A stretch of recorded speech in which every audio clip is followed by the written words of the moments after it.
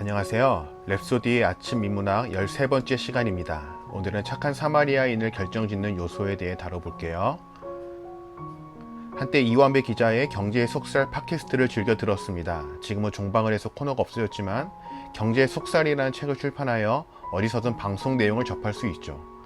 어려운 경제학적 개념에 대해 현실적인 예를 들어가며 쉽게 풀어주는 책입니다.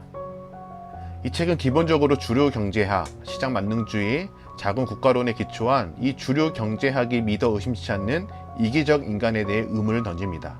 정말 인간이 이기적인 존재가 맞냐는 것이죠. 이에 대해 다양한 연구와 실험을 소개하며 인간의 이타성을 방증하는데요. 오늘은 그 중에서 착한 사마리아인 이야기를 다룬 부분을 저의 언어로 풀어보겠습니다. 착한 사마리아인 이야기는 기독교 경전 중 신약 성경에 등장합니다. 내 이웃을 내 몸과 같이 사랑하라고 설파한 예수에게 청중들이 질문을 던지죠. 그렇다면 누가 내 이웃입니까? 이때 예수가 한 가지 비유를 듭니다. 길을 가던 사람이 강도를 만나 소지품을 빼앗기고 큰 상처를 입어 고통스러워하고 있었다.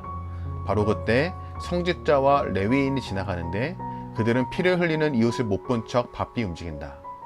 반면 유대인으로부터 경멸받던 사마리아인은 다친 사람을 외면하지 않고 상처를 치료한 뒤 쉴 수 있는 숙소까지 마련하여 돌봐주었다.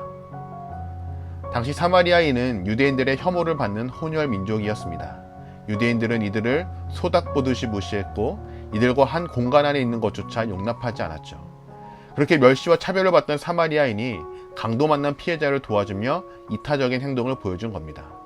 유대인은 끝까지 이기적이었고요. 비유를 든 예수가 청중에게 다시 묻습니다. 이들 중 누가 우리의 이웃이냐? 껄끄러웠지만 청중들이 대답합니다. 자비를 베푼 사마리아인입니다. 이에 예수는 너희도 이와 같이 행하라며 말씀을 끝맺죠. 이 예화는 지금까지도 수없이 회자되며 우리의 양심을 자극하는데요. 언뜻 보면 인간의 이기심이 단적으로 드러나는 이야기라고 할 수 있습니다. 그런데 이 비유를 행동 경제학과 심리학의 중요한 실험 소재로 활용하여 인간의 이기심이 발현된 요인에 대해 연구한 결과가 있습니다. 1978년 프린스턴 대학교 사회심리학과 존 달리 교수와 그의 제자 데니엘 베스는 신학생들을 두 그룹으로 나눈 뒤 한 그룹에게는 착한 사마리아인을 주제로 한 설교를 준비시켰고 나머지 그룹에게는 그와 상관없는 매우 따분한 설교 주제를 내주었죠. 그리고 각 그룹 멤버를 다시 두 그룹으로 나눠 1번 그룹에게는 준비를 마치면 시간이 촉박하니 바로 예배당으로 가야 한다고 말했고 2번 그룹에게는 시간 여유가 있으니 아주 천천히 예배당에 가도 된다고 말했습니다. 총 4개의 그룹이 있었던 거예요.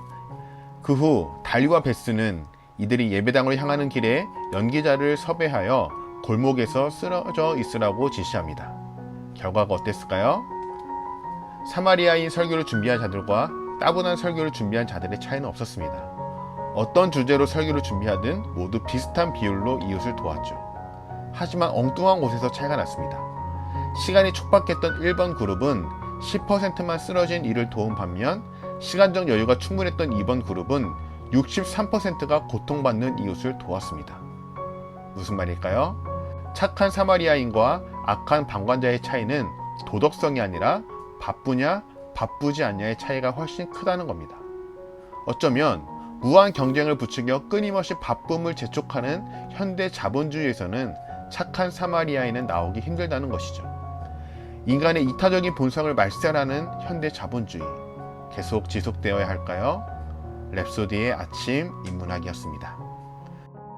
모두 좋은 하루 되시고요. 구독과 좋아요 부탁드립니다. Have a nice day.